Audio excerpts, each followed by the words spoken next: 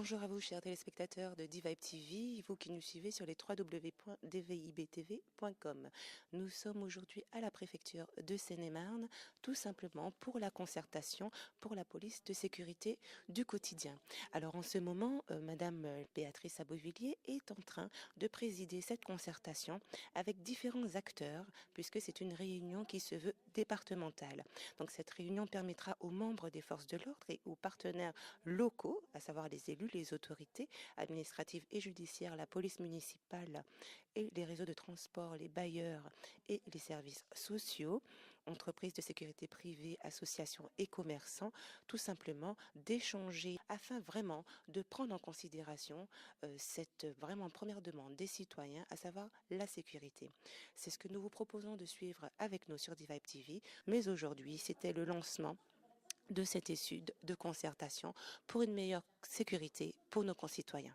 A tout de suite sur Divibe TV. Pour le moment, on est dans la concertation que nous avons à mener dans chaque département, à la demande du ministre de l'Intérieur, sur la mise en place de la police de sécurité du quotidien, avec 4 axes que le ministre nous a demandé sur lesquels il nous a demandé de concerter et qui font partie de ce qui est recherché par la police du quotidien, c'est-à-dire l'amélioration du potentiel opérationnel, l'accroissement de l'autonomie des échelons locaux, le renforcement du lien avec la population, les associations et les élus, enfin l'amélioration des moyens juridiques, même si ce quatrième item est quand même plus lié à un chantier national de discussion entre le ministère de l'Intérieur et le ministère de la Justice, notamment sur la procédure pénale. Et en termes d'amélioration du potentiel opérationnel, est-ce que des augmentations d'effectifs sont prévues en Seine-et-Marne ? Alors, il y a globalement un plan de recrutement important qui a été mené en police comme en gendarmerie. Simplement, entre le moment où il a été décidé et où il trouvera ses effets sur le terrain, il faut recruter, former, et donc on dit 2019, 2020, 2021. Voilà. Donc ça, c'est une première chose. La deuxième chose, c'est que dans l'amélioration des moyens, on en a un peu parlé, enfin, on oublie qu'il y a certes les effectifs, mais il y a aussi des tas de moyens qui simplifient la vie en matière de procédure. Ça a commencé avec les tablettes néo-gens, voilà. Mais la police, c'est la même chose. Sur les effectifs, il n'y a pas eu d'évaluation du nombre éventuel d'effectifs supplémentaires pour la Seine-et-Marne. Pour la Seine-et-Marne, non. Il y a un objectif, on sait, national, mais il n'est pas pour la Seine-et-Marne, etc. Donc ça passe, c'est justement, il y a certes les effectifs, mais aussi de nouveaux moyens de travail et de nouvelles coopérations qui donneront des marges de manœuvre, mais on pourra y revenir sur les choses qui ont été évoquées. Donc en fait, cette concertation, je l'ai lancée aujourd'hui. Nous devons rendre un rapport sur la concertation dans chaque département pour la mi-décembre. Alors, dans ce département, elle prendra plusieurs formes, la concertation. Donc là, c'était la réunion à laquelle assistaient les parlementaires ou leurs représentants, ainsi que le président de l'association des maires, les présidents des circuits de transport, les représentants aussi du conseil dans les élus, association des maires et du conseil départemental, que j'avais oublié. Les représentants donc, des sociétés de transport, de la police municipale, de la sécurité privée, des centres commerciaux, enfin des principaux, et aussi d'autres services de police, de gendarmerie et de la procureure, Madame la procureure de Melun, et les services de la PJJ et du SPIP. Voilà. Alors, ça c'était la réunion de lancement. Ensuite, il y aura respectivement, avec les personnels d'abord, une réunion avec les syndicats de police d'un côté et avec la concertation de la gendarmerie qui sont le groupe de concertation de la gendarmerie qui sont les représentants locaux des militaires. Voilà. Donc il y a ces 2 réunions qui sont prévues avec les personnels. Je me rendrai ensuite pour avoir une rencontre avec les agents sur le terrain dans un commissariat de police pour dialoguer avec tous les agents du commissariat, comme avec toute la brigade de gendarmerie dans laquelle je me rendrai, à la chapelle de la Reine, et puis en ce qui est vous, le commissariat de Nancy-Cramayel. Et puis en plus de ces réunions, on aura une approche par arrondissement. Il y aura des réunions par arrondissement dans chacun des arrondissements autres que Melun. Voilà, toutes ces réunions qui vont se démultiplier vont nous permettre d'aborder avec différentes catégories, différents interlocuteurs de cet enjeu que représente donc cette nouvelle police du quotidien, et qui sera, une fois qu'on aura fait remonter les résultats de la concertation, eh bien, ça sans doute amoldira les perspectives, et nous aurons ensuite la mise en œuvre sur le terrain. D'abord, à titre expérimental, on va commencer par certaines zones. Alors, il est probable que la Seine-et-Marne étant ce qu'elle est, nous aurons des zones d'expérimentation, mais aujourd'hui, nous n'avons pas encore ni le nombre, ni leur localisation. Voilà. On ne sait pas si ça commencera en zone gendarmerie, zone police. Pour l'instant, rien n'est déterminé. Non. Et est-ce qu'au cours de cette première réunion, certaines idées ont déjà fusé, ont déjà émané de la part des uns des autres, des transporteurs, des centres commerciaux Oui, alors il y a déjà des centres commerciaux. En fait, ce qui est recherché, c'est par rapport à l'exigence de sécurité du quotidien. Parce que la sécurité, je crois qu'aujourd'hui, maintenant, c'est une chose acquise. Tout le monde sait que la sécurité, ce n'est pas uniquement l'affaire de la police et de la gendarmerie. D'abord parce qu'il y a de multiples intervenants à côté de la police et de la gendarmerie. Il y a évidemment les collectivités qui se dotent de police municipale. Il y a la plupart des entreprises ou des centres commerciaux, enfin le secteur privé qui se dotent, voire parfois les collectivités territoriales en complément pour certains équipements, de sécurité privée. Les transporteurs, la SNCF a sa propre force de sécurité, comme la RATP, comme la SNCF.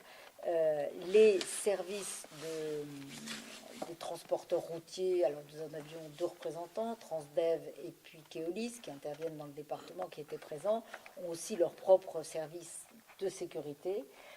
Et ce qu'on a ressenti, c'est des pistes d'amélioration possibles. Alors parfois ça fonctionne.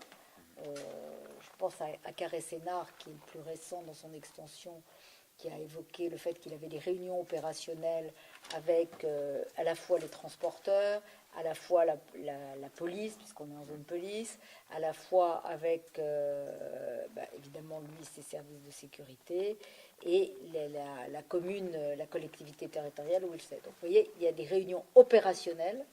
C'est un peu aussi ça la différence qui a été recherchée dans cette concertation. C'est parce que c'est l'objectif recherché, c'est comment on peut mieux travailler en tenant compte de ces multiples intervenants maintenant qui sont dans le paysage.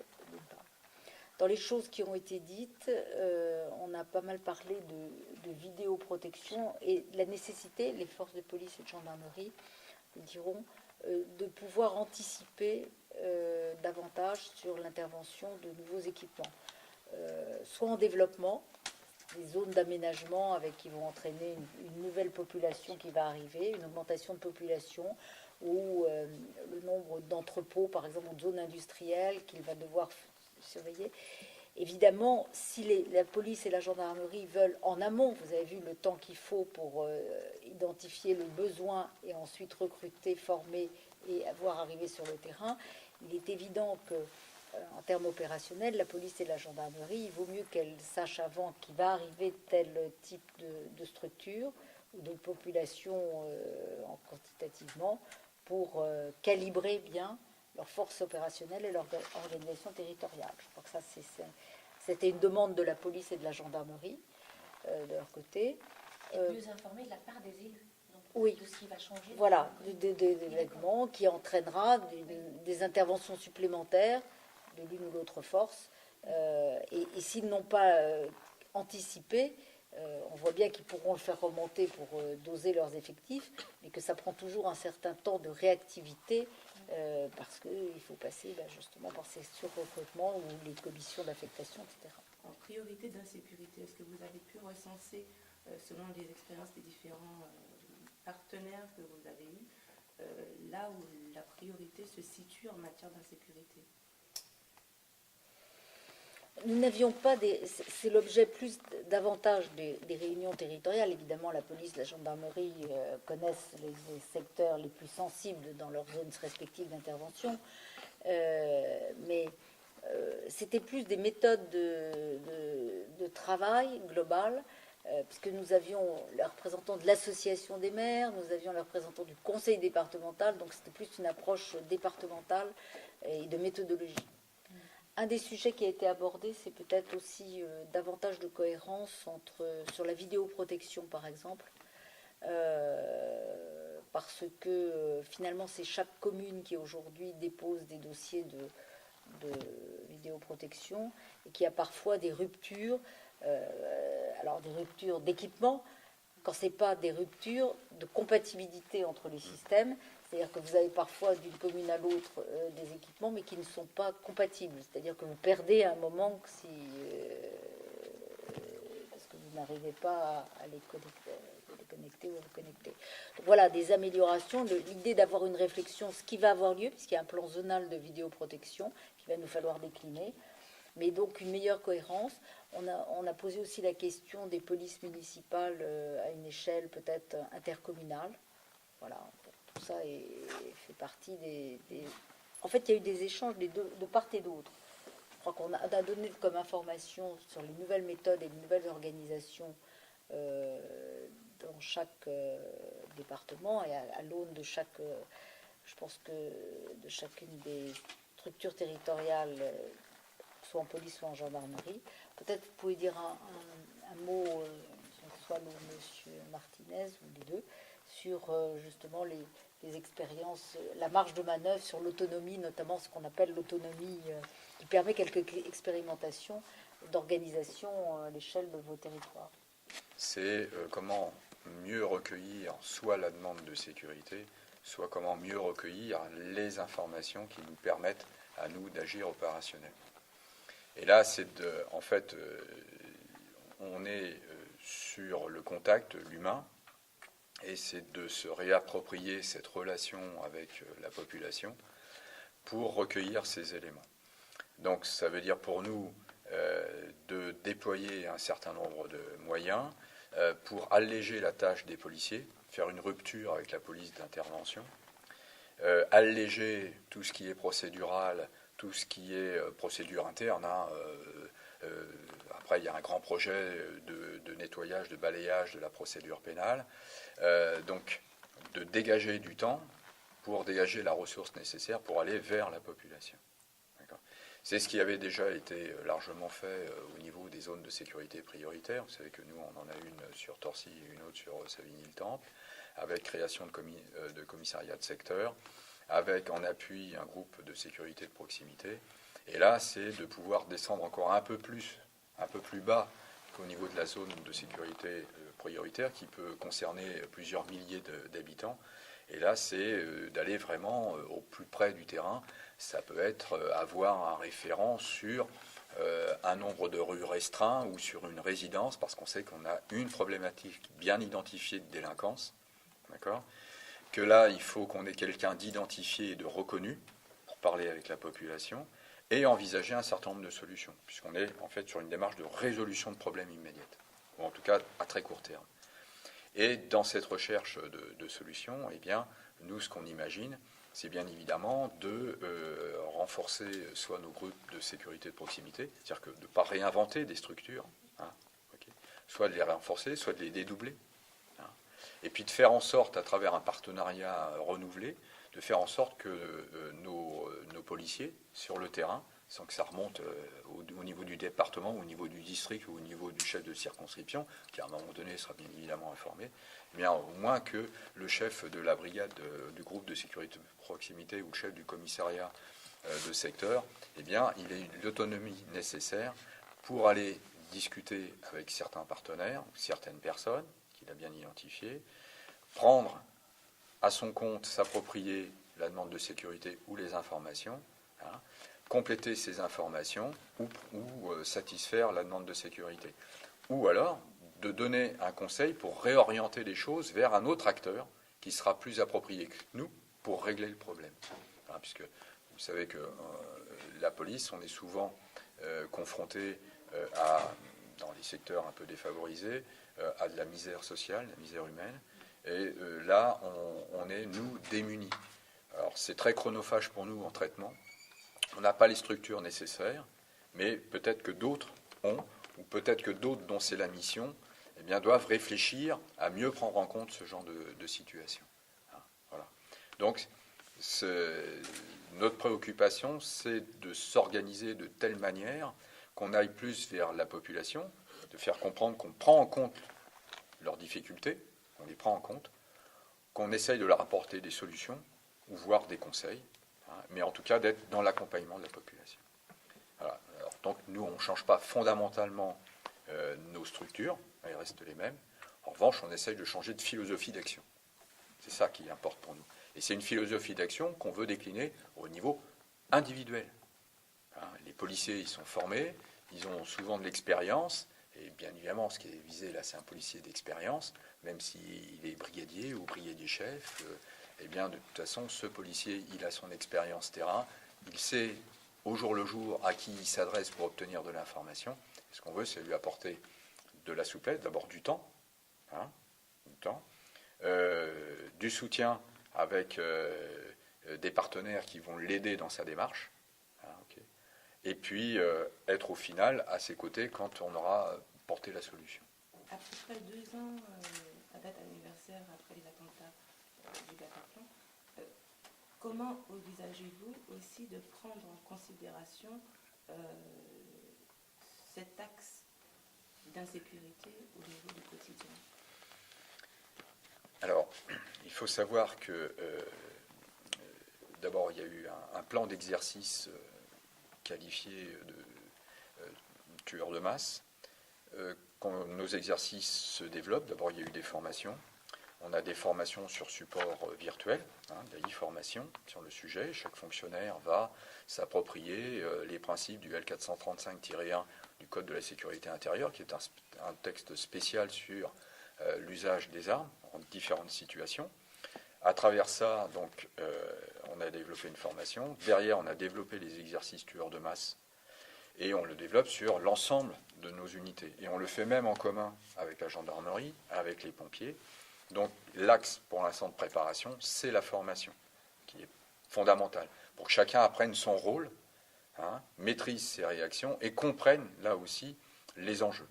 Hein. Derrière cela, il est bien évident que lorsqu'on s'oriente vers une police de contact, en recherche d'informations, on va aussi alimenter les services de renseignement. D'accord ? Et notamment, si vous évoquez la radicalisation toujours possible de certaines personnes, eh bien là aussi, cette police de sécurité du quotidien aura son rôle à jouer. D'autant que dans la philosophie de la police de sécurité du quotidien, les services du renseignement territorial sont aussi concernés. Ça concerne toutes les unités police nationale, en tout cas de la sécurité publique. Pour la gendarmerie, c'est pas non plus la création de nouvelles unités, mais c'est vraiment s'inscrire dans cette philosophie de proximité et de recherche de solutions au niveau local, avec une grande autonomisation des responsables locaux de la gendarmerie, en partenariat avec les élus, la population, pour trouver des solutions sur mesure. Donc c'est concrètement la rénovation avec les moyens technologiques mis à notre disposition et en préservant des personnels qui seront affectés à ces missions. Donc c'est une rénovation complète de nos modes d'action sur cette fonction de contact au quotidien. Donc concrètement, ce seront des expérimentations que nous allons essayer de conduire dès le mois de janvier prochain dans certaines unités que nous sommes en train de définir en partenariat justement avec avec les élus et la population pour essayer de définir les points d'impact de cette nouvelle politique, là où elle est la plus utile, puisque là on n'impose pas une prestation de sécurité publique, on la propose et on essaye de définir de manière collégiale les besoins pour répondre au mieux à ces besoins de sécurité. Il y a peut-être davantage, parce que aussi, comme je le disais tout à l'heure, la sécurité est l'affaire de tous. Il y a de plus en plus d'intervenants dans le domaine de la sécurité. Et finalement,